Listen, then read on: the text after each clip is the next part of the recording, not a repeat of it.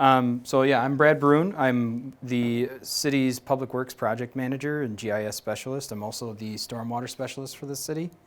I've been here since 2015. I got a bachelor's from UW-Madison in Urban and Environmental Geography and GIS, which is just basically mapping, data management, spatial data management. Oh, cool. So I manage all of the utility data, all of the mapping for the city, any and all of that. If you went on the website and you see all the free maps that are on there that are publicly facing, I've built all those. Oh, wow. So, grew up in Laval, Wisconsin, up in Sauk County. I lived just above Lake Redstone. I was down there on a daily basis as kids. I didn't have cable internet or TV or any of that growing up, so I'm one of those that I was the last generation. I had a fishing pole and I had a bicycle. And that's what we did most of the summer, or built forts in the woods, and or we were working by the time I was 10 years old. So I love fishing. I've been doing it my whole life. Hiking, beach days, canoeing, anything having to do with the water, camping, stuff like that. So yeah, let's start it out. I wanted to engage you guys. My first slide here is what's so important about the lakes? And I feel free to interject if you have an idea of why do we care if the lakes are clean or there or not. The other ones they had to choose from back in the day were Portage, Green Bay, Mineral Point, and Milwaukee all made the top of the list.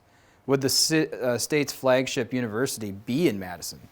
Or would it be in Milwaukee or Green Bay or Stevens Point or something like that? The lake chain, specifically Mendota and Monona, these are by far the most studied lakes in the world, freshwater lakes.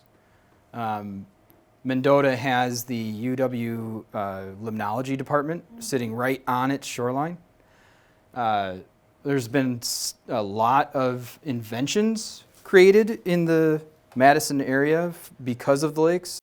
There's rich history, obviously, with the lakes around here going back several thousand years, including the settlement of differing native tribes in the area. The lake chain is recently been estimated to be worth billions of dollars to the local economy and regional economy in this area.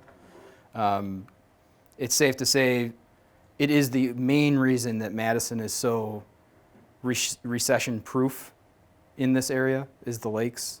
It draws millions of people to this area all year long, right? And let's just say without them, we'd probably be Janesville North, because we don't want to be Janesville North, though, right?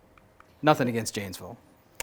Some fun facts, right? Lake Mendota is 9,842 acres. Its depth, max depth, is 83 feet, 851 feet above sea level. Now, this is an interesting juxtaposition here.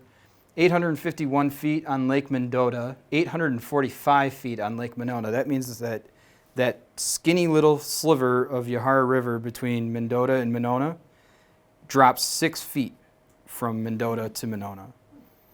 And the county and the DNR regulate the lake levels via the dams system that we have. There's a dam at Tenney, a dam at, what is it?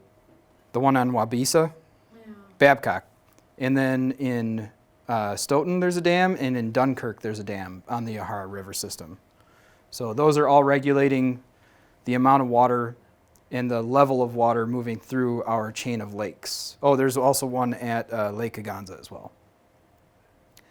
So interesting fact, it takes, what is it here, 4.4 years for all of the water that is, if you think of it as a bathtub like Lake Mendota, 4.4 years for all of that water to essentially flush out of the system. So that's the longest cycle. Lake Monona is 9.5 months. Lake Wingra is 1.3 years. Lake Wabisa, 2.8 months. So there's a much heavier current moving through Lake Wabisa. And then Lake Aganza is 4 months. So, and that's important because whatever flows into it, it could take that long to flow out of it, depending. considering that, there's a lot of issues that obviously affect our lakes and river systems around here. It's not like we're unique in any way, but it's definitely something that can make economic impacts as well as health and safety. 2018-2008, Lake Monona and the rest of the lake chain was brought to and above the 100-year flood levels. I'm sure most of you remember when all of that was going on. Rain events over the last several decades have intensified. More rain falls in less time. Altogether, more rain falls, period, in the summer months in the last several decades than it did in the decades previous. Phosphorus runs off when water falls, right, of differing properties and farm fields and stuff like that. Phosphorus is one of the key components to producing eutrophic conditions in our water bodies. It feeds algae. It's the main food source of algae. Stormwater quality modeling, and 1 pound of phosphorus can feed up to 500 pounds of algae. So, and the main food for blue-green algae, which is the cyanobacteria algae, the toxic stuff, is phosphorus. So that's a key component to remember when thinking about how do we make the lakes cleaner.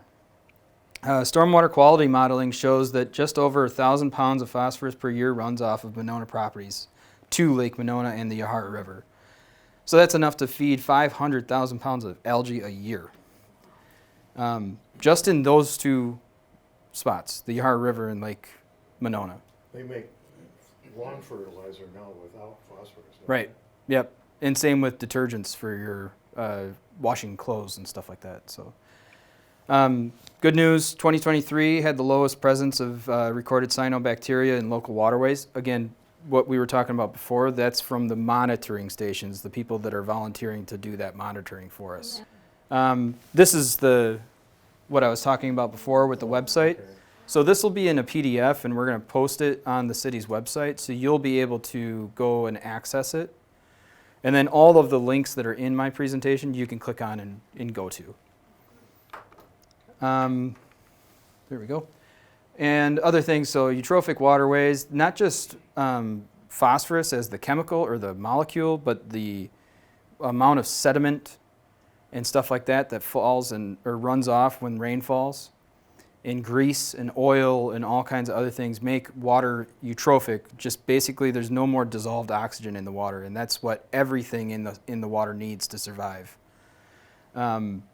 Including other things too, right? Trash, pollutants, plastics.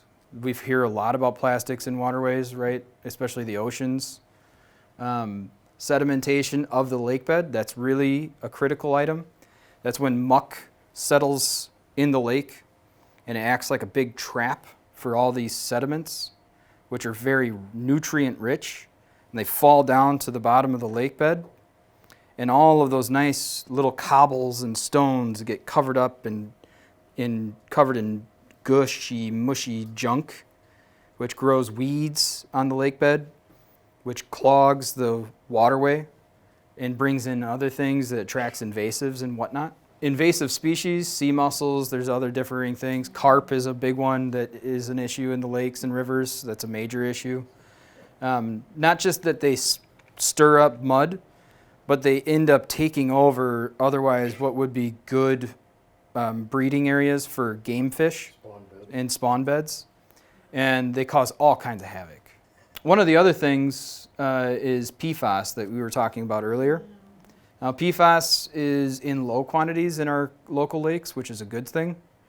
They are finding it in our water, drinking water, and it's at low levels there as well right now. However, that's something that we're going to have to continue to look at as water resource engineers and water scientists from now moving forward, probably for forever. The other thing that we have to watch out for in our waterways that is at high levels is chlorides. That comes from salt use on the roadways, de-icing activities. Back in the day, we used half as much, if not less than that, of salt on our roadways. And people drove safer, and they were more careful.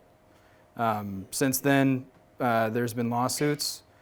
to municipalities, other maintainers of roadways in the winter maintenance, that have seen the plaintiff get blamed for not salting enough, and that was the reason why we got into a car crash, and that was the reason why we slipped and fell on the sidewalk and what have you, which has led to the overuse, in my opinion, of chlorides today, which is something that is very, very difficult to get out of waterways once it's in, and it becomes more and more and more concentrated once it's there because it doesn't go away.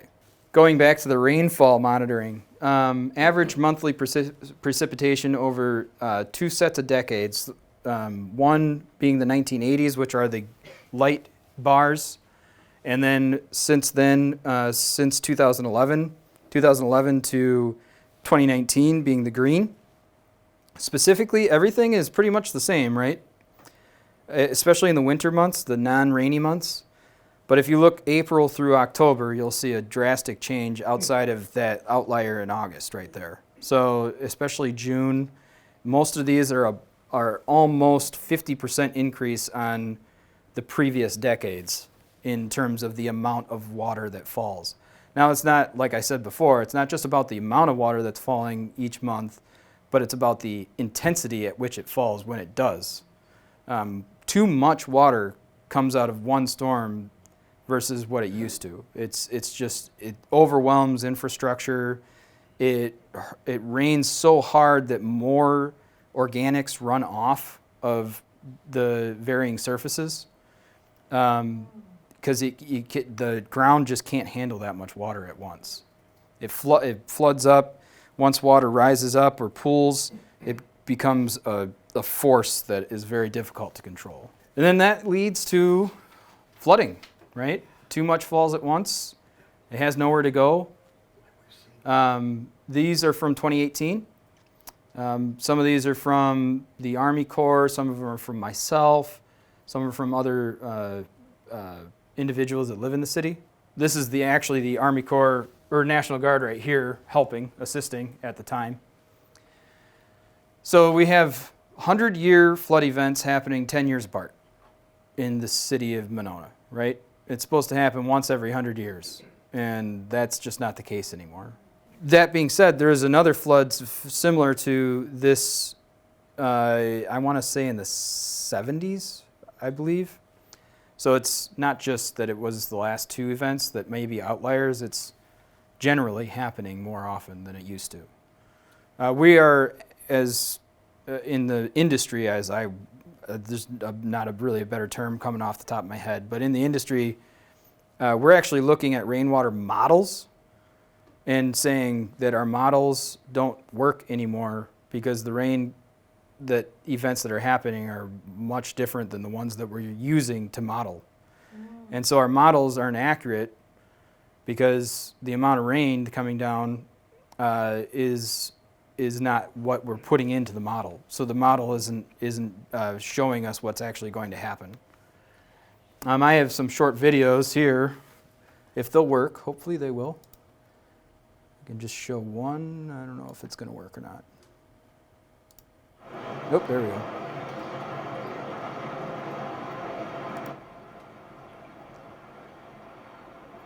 So this is a stormwater treatment device that we were installing. In the middle of installing it, we got 0.1 inches of rain in less than, it says 30 minutes, it was like 15 minutes, not even. This was 10 minutes after the end of that storm. So less than 30 minutes after it started to rain, that's how much water was coming out of our pipe this is at Schluter Park. These are the kinds of events that we're running into that, and the other one's not going to work, of course, but that's okay. This one shows what it looks like coming out of the outfall into the cove. This is the cove. This is Schluter Cove right here. There's another outfall right there in this grainy picture that's pumping out just as much. So I thought that was an interesting. 1/10 of an inch. 1/10 of an inch. That's what it looks like. So this is a capture device that helps capture sediment and floatables like trash and whatnot. This is a bypass that if there's too much water, this hand can't handle it, so it'll come through. And then I'm standing on top of the pipe that goes to the actual waterway. And that's how much water comes out of it. It's unbelievable. Again, 15 minutes of rain. Does that have to run off from streets And properties. and driveways? Yep. And all the hard surfaces? You can see how dirty it is. And then that goes straight out to the lake. And that's what it looks like. And there's the other one, right there. It's just as big, just as much water. That obviously probably had a bunch of sediment, and sediment has phosphorus, and it carries things like leaf mulch, it carries grass clippings, all of that. So the question is, how much phosphorus do you think is in a pile of leaf mulch? You got your leaves on the side of the curb in the fall, right? You just raked them out there. How much phosphorus do you think is in all that? Mulching a 2-inch layer of fallen leaves into the turf can add approximately 150 pounds of nitrogen, 20 pounds of phosphorus, 65 pounds of potassium per acre. So Per acre.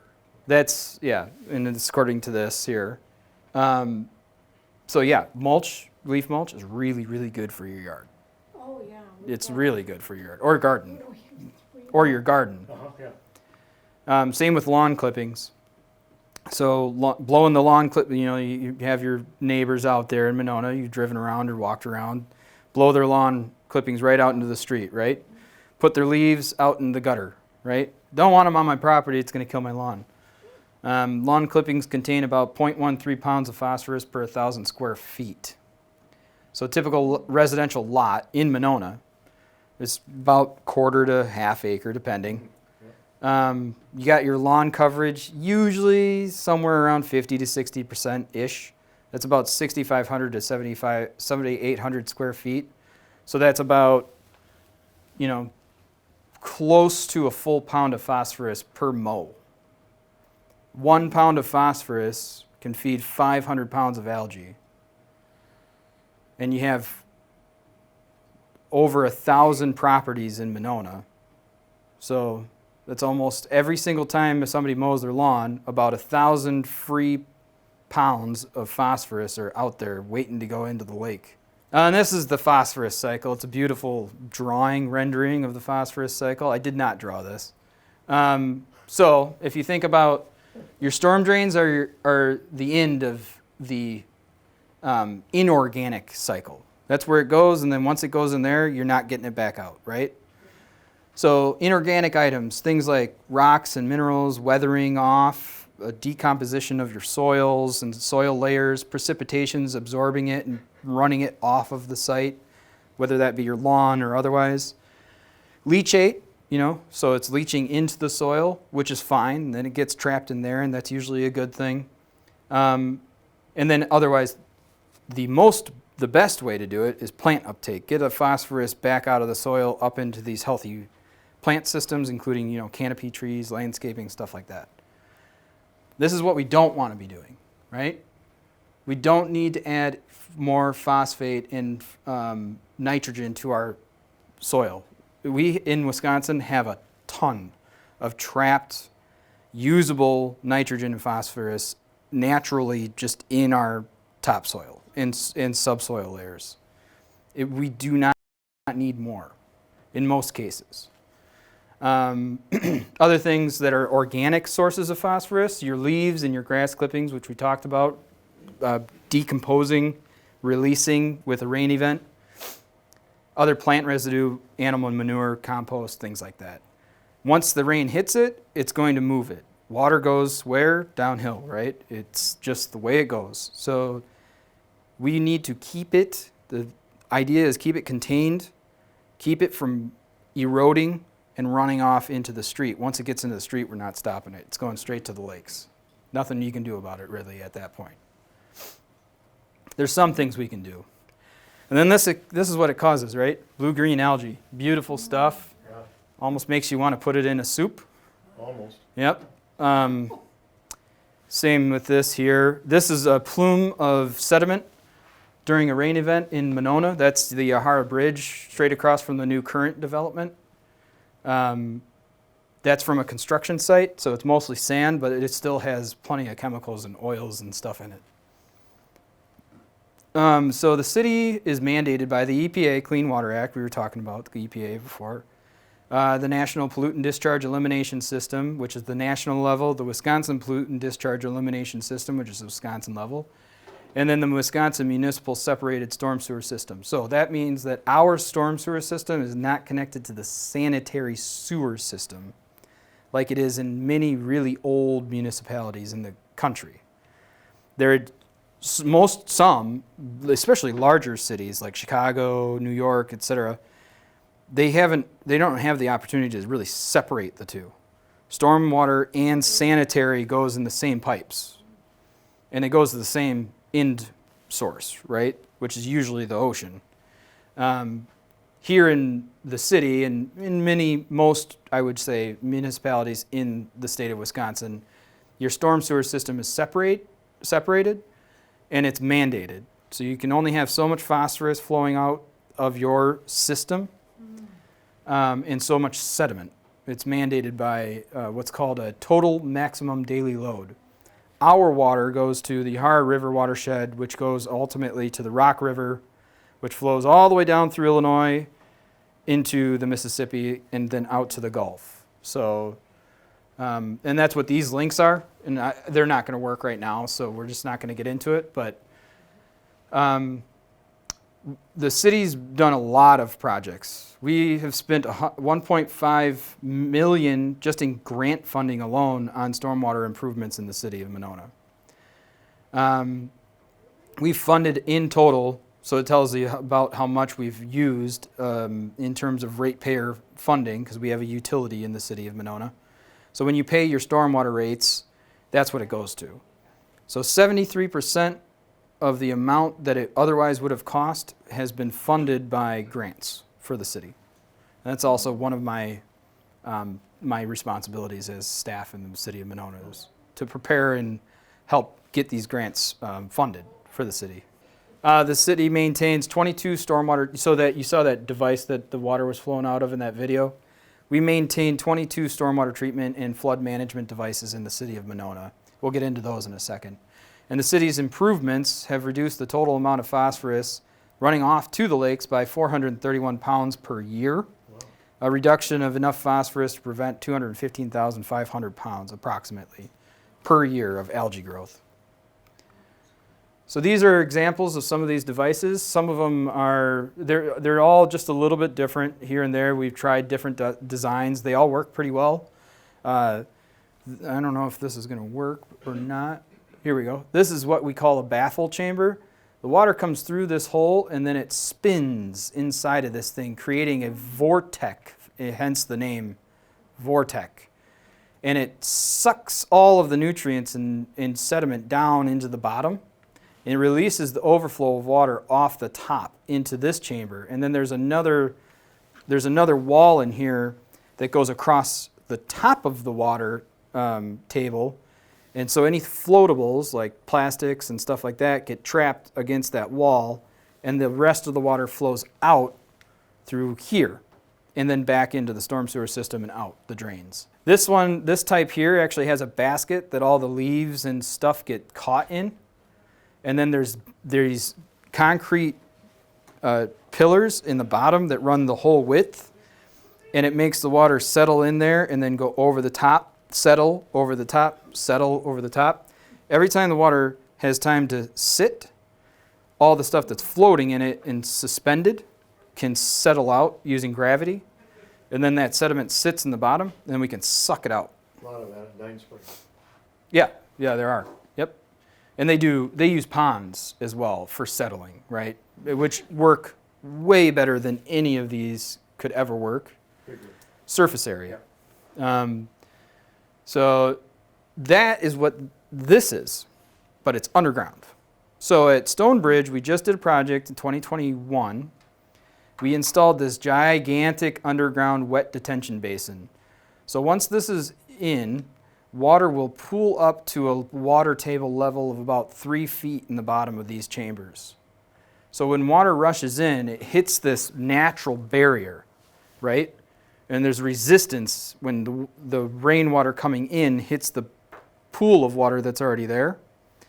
And it settles and calms, and then it'll sit and settle out sediment and leaves and floatables and all that junk. And then that sits in here, and then every so many years we have to come in here. This is all actual pavers with grass growing through them right here. Yeah. And we can come in here with our big vac truck back in here, back up on here, and then there's manholes to access these chambers. And we can get in there, and we can basically, what we do is plug the end so nothing gets out. And we start power washing everything to one side of the chamber where there's a big vacuum tube. And as we're power washing, we're sucking it out at the same time. How often? Probably every 8 to 10 years. Usually we inspect it at least once a year. So this is pretty nice, especially from our point of view. We don't spend a lot of staff time doing this. We're doing another one of these like 4 times the size next year. We have grant funding coming in, hopefully, to fund that as well. There's a abandoned street right-of-way between Midmore and McKenna Road called Kelly Place right-of-way. And they didn't build the street through, but we still own it as the city of Monona. And there's a pipe in there that's about 60 inches wide. It's the largest stormwater pipe that we have. It's the largest stormwater watershed in the city that we have. And it currently is untreated water. There is no treatment. So it is by far our highest priority. It's just a matter of it's a pricey project. There's 2 of these on Panther Trail that we piloted. Oh, yeah. These are curb cut rain gardens. They are maintained by the homeowners. They sign an agreement with the city of Monona. We inspect them on behalf of the city and in ways for the homeowners pretty much annually. We take a look at them, make sure they're still in good condition.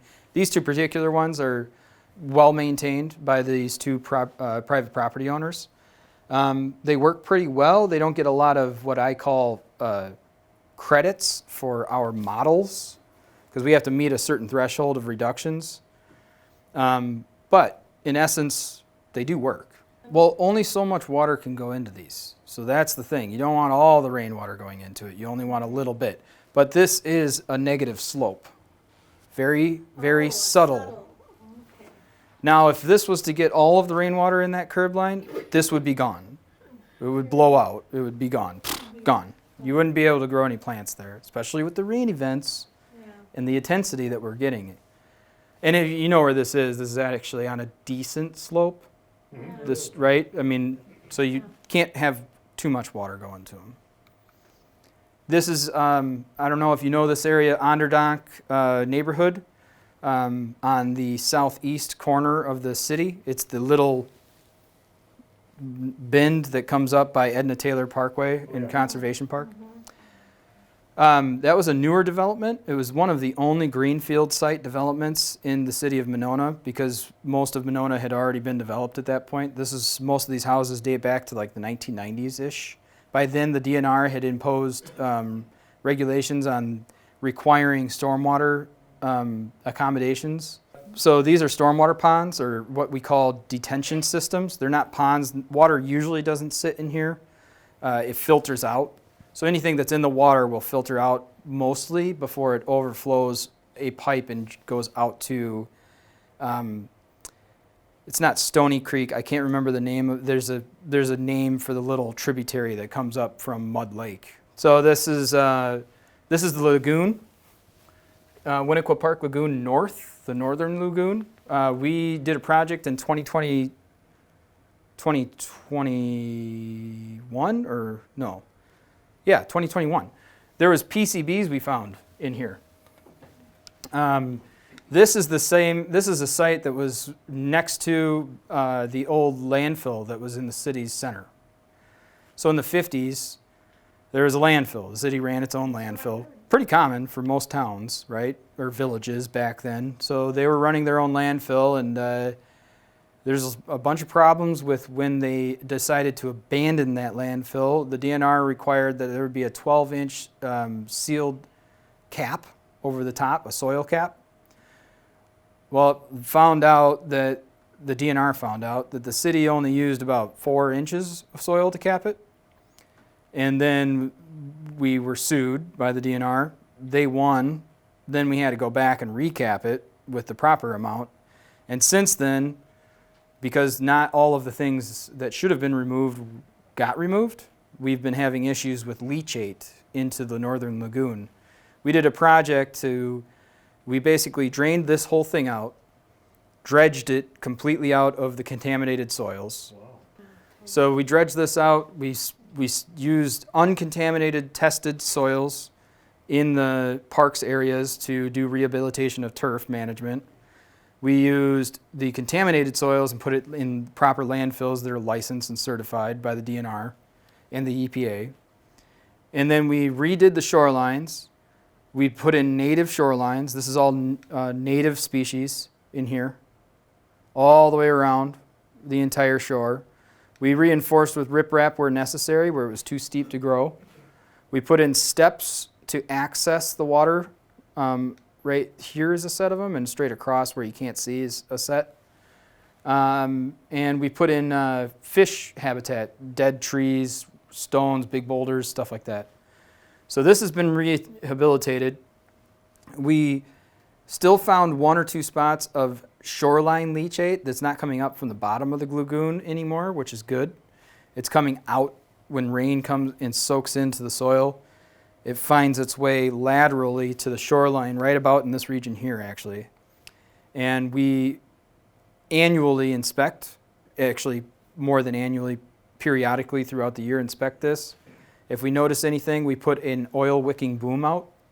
It basically absorbs all of those chemicals and does not allow it to freely flow back into the water table. And most of those chemicals, thankfully, once they get into the water, if they're not attached to soil, which these aren't, they float, which is good because then we can wick them off and get rid of them. So we're still dealing with stuff from 1950s today, and probably will for many more decades to come. Shoreland and waterway conservation. So John Muir, I don't know if you're up on preservation conservationist history. John Muir was the original preservationist in the United States. His whole shtick or mentality was to save wildlands as they are. That they're not a resource to be had or used, that they are a resource to be enjoyed as it is, right? Let nature be nature. Yep. That's preservationism in its essence. Conservationism was on the other side of the same exact coin, the exact same time frame in history, about Teddy Roosevelt time frame. Gifford Pinchot was the ultimate conservationist. He also, give him credit, he was all for saving federal lands, but with the idea that at some point, if we needed to use it, we could, right? So it's very different. There's the national park system, and then there's like national forests. National forests are not preserved, they're conserved. National parks are preserved. So we have, the city holds a lot of land to conserve. They're all conservation lands. San Damiano is the most recent purchase, right? 9.8 acres. Aldo Leopold Nature Center, that is actually a city property. We just have a 99-year lease with the Aldo Leopold Nature group, right? That's 24.5 acres, has a couple wet ponds on it. Woodland Park, 19.2 acres, just next to it. Winnequa Park, north and south, 28.5 total acres. The Wetland Conservancy in Wistat held conservation lands around the Beltline, 230 acres. Very much so undevelopable land. It says conservation land only because technically by state law you could still put things like trails or utilities through it if you needed to. Right now there's a Madison Metropolitan Sewerage District interceptor line that goes through the conservation park. that are two gigantic pipes that go through it. But they were required, after installing them, to remediate all of the conservation land above it. And it grew back in great. It actually looks exactly like the rest of it. Onderdonk we talked about, and Edna Taylor Conservation Park, which is technically the city of Madison. City maintains 28,485 feet of shoreline. It's 5.4 miles of city property, that juxtaposition of the waterways. That includes the lagoons. So here's just some examples of those properties. This is Elder Leopold on the left-hand side, right here. Beautiful conservation. This is what you might call lowlands or wet prairie. Really good shape. They maintain this all the time. Again, it's not necessarily preservation. It is conservation. They are actively maintaining it, right? They do burns and pull invasive species and stuff like that. This is the shoreline of our newly acquired San Damiano property on the north side of the city. In the winter, it's kind of beautiful, actually. It's a good picture. And then this is part of the wetland conservation area south of the city of Monona, south of the bridge. All right, so this is what we're getting into, right? That you were talking about, what can we do to make sure that people aren't doing this, bad practices on their property and whatnot. It's a long list. Obviously, I don't want to go through the entire thing, but first and foremost, don't use fertilizer. There's no point. Everybody can have green grass. Nobody needs a golf course in their backyard. It's not proper maintenance of a lawn, in my opinion. Compost your leaves. It's a really great way to reuse them. And lawn clippings, same thing. Repurpose it, do some raised beds, do some gardening, learn how to garden. Stop mowing the lawn so short. Lawns should be 2.5 to 3.5 inches long. And only 40% of the grass height should be clipped off at a time. A lot of people let their lawns grow for 2 weeks. They get about 8 inches long, and then they chop it down to like 1.5 inches. It's ridiculous. It is so bad for the grass to do that. Not to mention, you're also opening up all of those pores between the blades of grass. So when rain falls, it hits the soil, pops the soil up in the air, floats it on top of rainwater that's running off from the lawn. Not to mention, there's not enough root systems, so then the water can't absorb. You can't absorb all those nutrients, and it ends up going somewhere, right? Keep leaves out of the street. This is a big one. This is studied. This is studied locally. We know that leaves cause next year's algae blooms. We know for a fact. We've looked at it. There's more phosphorus in leaves in the gutter that's freely available to the lakes and rivers than people can possibly realize.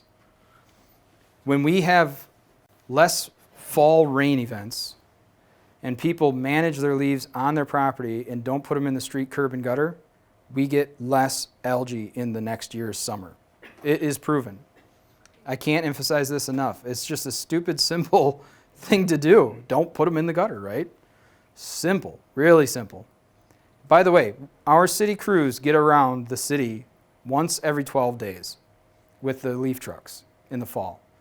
You can't tell me that a pile of leaves is going to kill your grass in less than 12 days. It's not going to happen. This is an emphasis, especially with blowing grass into the street, especially on bike routes. It's very dangerous to have grass in the street.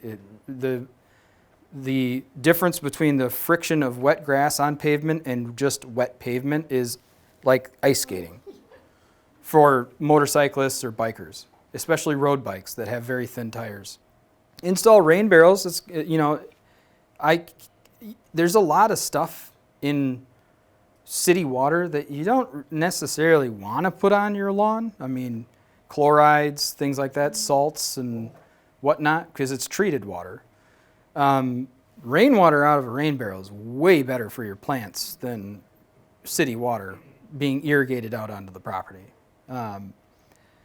Construct relaxing areas. Don't just have a lawn. Have native plants in and around patios or, pergolas or something like that. Areas to be outside, sitting outside, enjoying the plants, the bees, the animals, and everything else, whatever. Lawns, as much as people like to think that they're going to have a soccer field or something in their backyard, do you know how much they actually truly use those spaces? Not that much. They just like to see the lines. So the white lines go this way and the green lines come back this way. And it looks like Wrigley Field, right? No. Be conscious about what drains away from your property. You know, don't wash your car in a spot with certain detergents if it's going to run right into the lake. Wash your boat or your watercraft after you use it, right? They have them at most boat launches now. Either way, they still encourage you to go home and do it yourself, if that's the case. Or do it at a local place, like pull off at a 7-Eleven or a Quick Trip or what have you, and get one of those power washers or something like that, wash it off. At least then what was on the boat stays in that watershed. Doesn't go to a new one. That's the key. And then be an advocate. You're talking about talking to people about what they are. You know, hey, you know, probably shouldn't do that. Or hey, did you know there's more information about this? I encourage you to take a look. Go here, or whatever. Contact Brad Bruin with the city. He's yeah. He's got more information in his brain than he knows what to do with. I'd love to offload some of this stuff that I'm thinking about. So, and then we have tons of local partners in the Madison area, in Dane County. Great partners, the Senior Center, Parks Department. Most of our devices that we've installed are in parks. So without those areas and without their cooperation, we wouldn't be as successful as we have been. Public Works Committee, obviously, and City Council for passing these things through, getting the budgets approved to do these things. Mayor O'Connor, who's been around for 2-3 terms, I can't remember now. Mayor Bob Miller before her. Clean Lakes Alliance have been a great partner. MAMSWAP is the Madison Area Municipal Stormwater Alliance or Partnership, I think is what it's called. They're just the Madison area municipalities, all of the permitted municipalities in the area. They're all part of one consortium. We pay dues in and they help us with outreach and stuff like that. Yahara Winds is the Madison Metropolitan Sewerage District based organization. Water Improvement Network is the acronym, I believe. The Sewerage District is the first permittee that was mandated by the DNR as part of the Rock River watershed to outreach to the rest of the municipalities that use their services. Had we not done what we've done for our consortium with the Yahara Winds, the Madison Metropolitan Sewers District would have had to raise their rates like an obscene amount to pay for the treatment at their plants for phosphorus. Increased rates, basically. And taxes. Yeah. So it would have been, without that, because this is not just an agreement between the Madison Metropolitan Sewers District and the municipalities that use it, it's also the DNR that approved it. So without the DNR's cooperation with that, we would have been toast. The city would have been paying out their ears for sewerage use, basically. So NASICA is the North American Stormwater and Erosion Control Association. That's what I attend on an annual basis to learn how to do inspections on construction sites, which are also a major source of runoff. You know, big, open, dirty sites that get rained on tend to have all that stuff go down the drain at some point. So I'm the city's inspector, certified inspector for those. And then the WDNR, EPA, and the USGS as well. So, and then that's it. That's all I got.